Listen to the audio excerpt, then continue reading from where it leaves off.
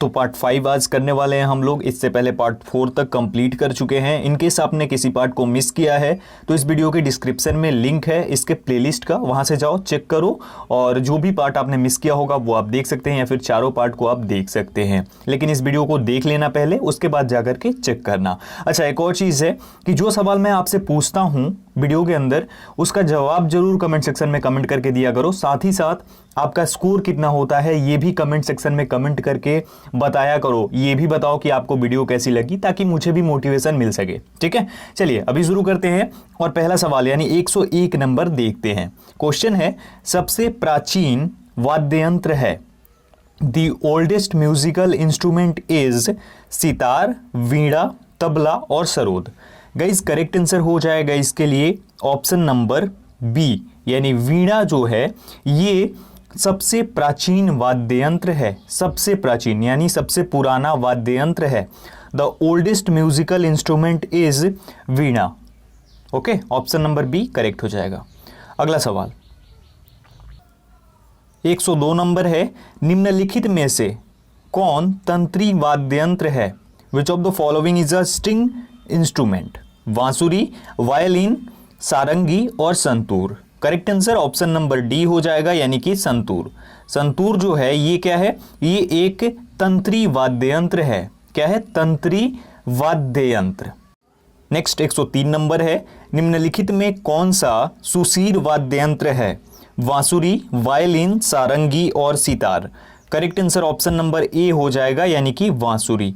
बांसुरी जो है, फ्लूट जो है, ये क्या है? ये एक सुशीर वाद्य यंत्र है। ठीक है, याद रखिएगा बांसुरी। अगला सवाल, जाकिर हुसैन कौन सा वाद्य यंत्र बजाते हैं? Which instrument does Zakir Hussain play? Sarangi, sitar, tabla और इनमें से कोई नहीं। Correct answer option number C हो जाएगा, यानी तबला। जाकिर हुसैन जो हैं ये एक तबला वादक हैं, तबला बजाते हैं। तबला जो लोग बजाते हैं उन्हें तबला वादक बोलते हैं।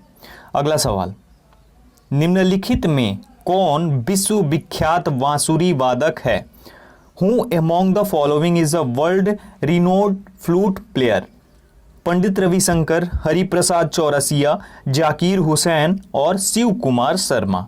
करेक्ट आंसर हो जाएगा इसके लिए ऑप्शन नंबर बी, यानी कि हरिप्रसाद चौरसिया जो हैं ये एक विश्वविख्यात बांसुरी वादक हैं। याद रखिएगा, विश्वविख्यात, ना ही सिर्फ भारत में, पूरे वर्ल्ड में ये विख्यात हैं। कौन? हरिप्रसाद चौरसिया। आगे बढ़ते हैं, मोहन वीणा का आविष्कार किसने किया? हु इन्वेंटेड मोहन वीणा? मोहन भट्ट, चतुर मलिक, अलाउद्दीन, इनमें से कोई नहीं। करेक्ट आंसर हो जाएगा ऑप्शन नंबर ए, यानी कि मोहन भट्ट। मोहन भट्ट ने मोहन वीणा का आविष्कार किया था। मोहन भट्ट इन्वेंटेड मोहन वीणा। याद रखिएगा, ये किसने किया था? मोहन भट्ट ने किया था। अगला सवाल, निम्नलिखित में से कौन सा एक सुशीर वाद्य है? सरोद, वीणा, बांसुरी और santoor. Correct answer option number C हो जाएगा, यानी कि बांसुरी। बांसुरी जो है ये क्या है? एक सुशीर वाद्य है। आगे बढ़ते हैं 108 नंबर, निम्नलिखित में से कौन प्रसिद्ध वायलिन वादक है? Who among the following is a famous violinist? Praveen Sultana, prof T N Krishnan, Sonal Mansingh और अमृता शेरगिल। करेक्ट आंसर हो जाएगा इसके लिए गाइस ऑप्शन नंबर बी, यानी कि प्रोफेसर टी एन कृष्णन। ये जो हैं ये वायलिन, प्रसिद्ध वायलिन वादक हैं। इन्हें कई सारे अवार्ड्स भी मिल चुके हैं और ये साउथ से आते हैं, साउथ इंडिया से आते हैं। ठीक है, ये क्या है? एक फेमस वायलिनिस्ट हैं, वायलिन वादक। अगला सवाल, सितार का जनक निम्नलिखित में से किसको माना जाता है?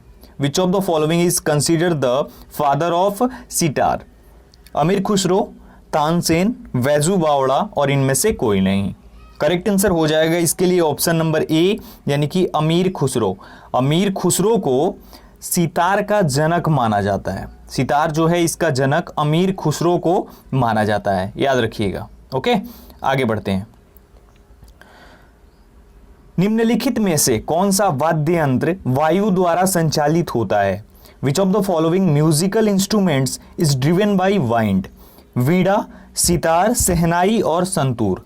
करेक्ट आंसर इसके लिए हो जाएगा हमारा ऑप्शन नंबर सी, यानी कि शहनाई। शहनाई जो है ये एक ऐसा वाद्य यंत्र है जो कि वायु द्वारा संचालित होता है, यानी कि ये वाइंड द्वारा संचालित होता है। Shehnai is a musical instrument which is driven by wind.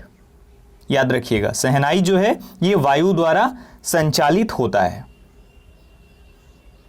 आगे बढ़ते हैं नेक्स्ट क्वेश्चन की ओर। 111 नंबर हमारा है, संगीत यंत्र तबला का प्रचलन किया। Introduce the musical instrument tabla. Adil Shah, अमीर खुसरो, तानसेन और बैजू बावड़ा। करेक्ट आंसर हो जाएगा इसके लिए ऑप्शन नंबर बी, यानी कि अमीर खुसरो। अमीर खुसरो ने ही संगीत यंत्र तबला का प्रचलन किया। तबला तो आपने देखा होगा, तबला का प्रचलन अमीर खुसरो ने ही किया था। अमीर Khusro introduce the musical instrument tabla. याद रखिएगा। अगला सवाल, अल्बर्ट आइंस्टीन कौन सा वाद्य यंत्र बजाने में निपुण थे? Albert Einstein was skilled in playing which instrument? Sitar, guitar, bansuri, violin.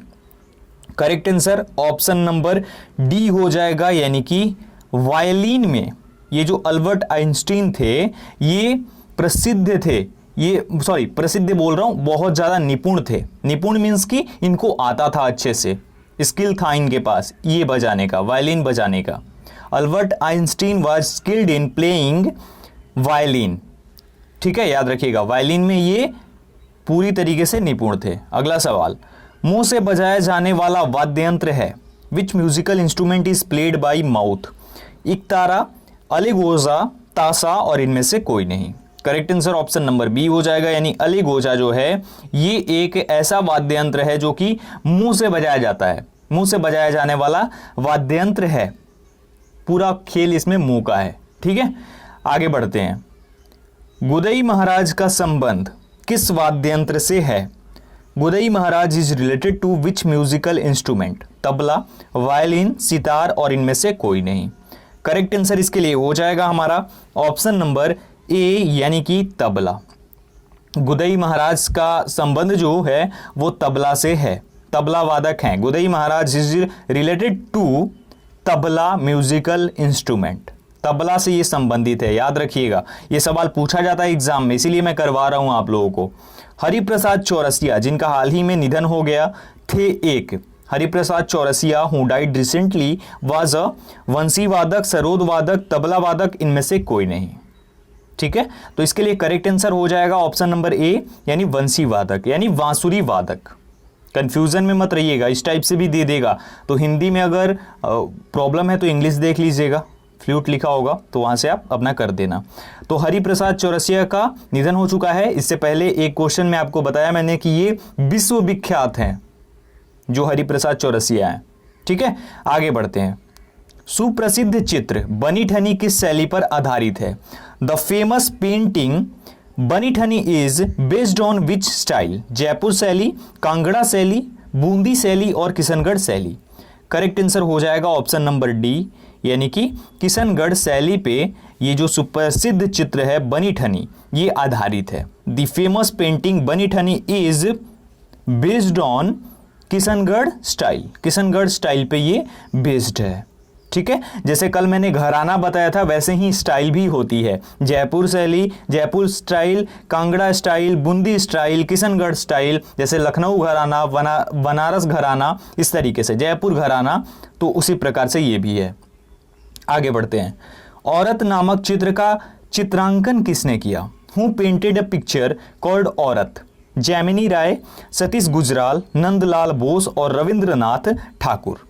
Correct answer हो जाएगा इसके लिए ऑप्शन नंबर डी, यानी कि रविंद्रनाथ ठाकुर ने औरत नामक चित्र का चित्रांकन किया था।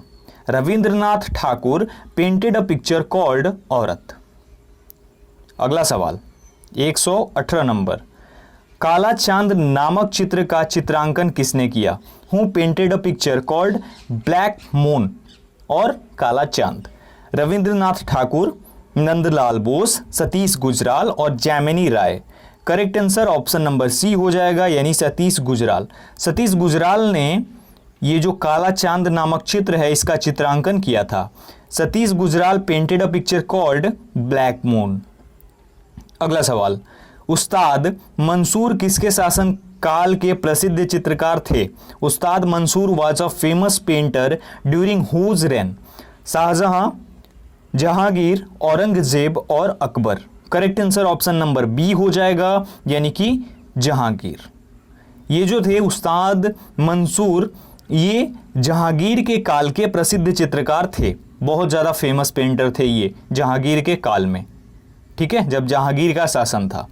अगला सवाल, किसने पेंटिंग की शुरुआत फिल्म के पोस्टरों से की? Who started the painting with the films poster? Satish Gujral, MF. Hussain, Rabindranath Thakur और नंदलाल बोस।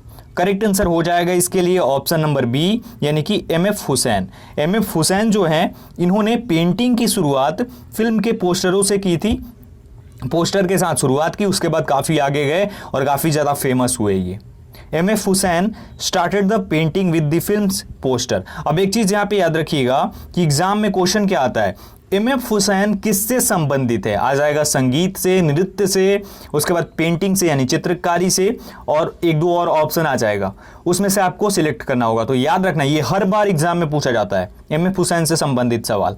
तो इस टाइप का क्वेश्चन ही मोस्टली आता है कि वो किससे संबंधित है। तो याद रखिएगा ये चित्रकारी से, पेंटिंग से संबंधित हैं एम.एफ. हुसैन। आगे बढ़ते हैं, सरन रानी को किस क्षेत्र में ख्याति प्राप्त है?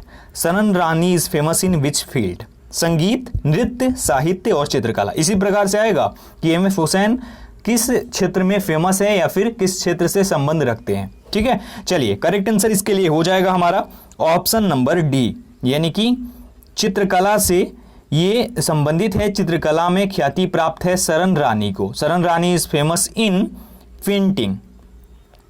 आगे बढ़ते हैं, 122 नंबर, मधुबनी लोक कला किस राज्य से संबंधित है? Madhubani folk art is related to which state?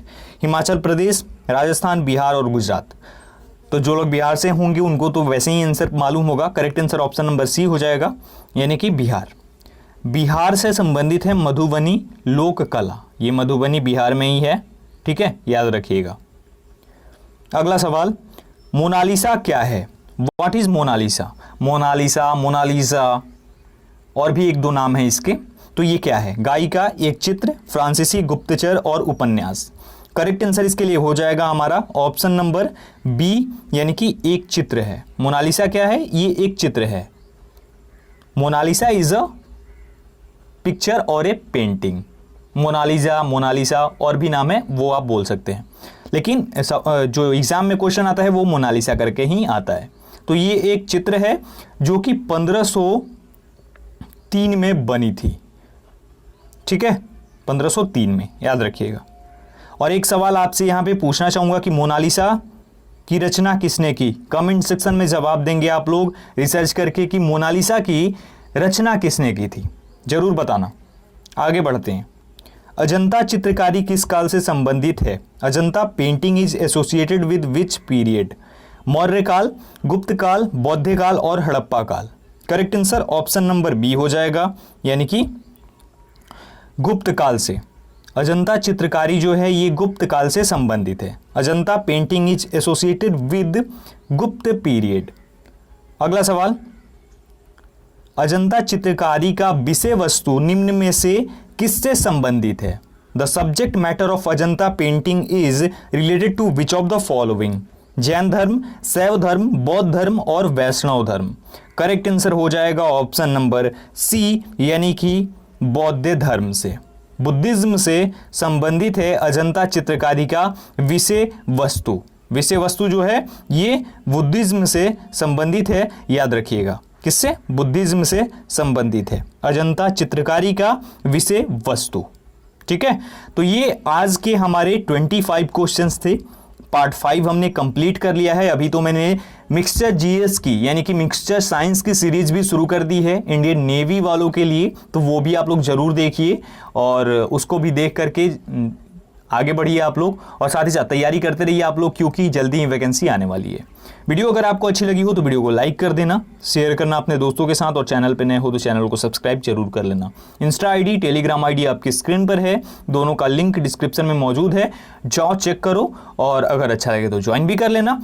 इस वीडियो में इतना ही, मिलता हूं एक और वीडियो के साथ, तब तक अपना ख्याल रखिए, अपनी फैमिली का ख्याल रखिए। Thank you so much.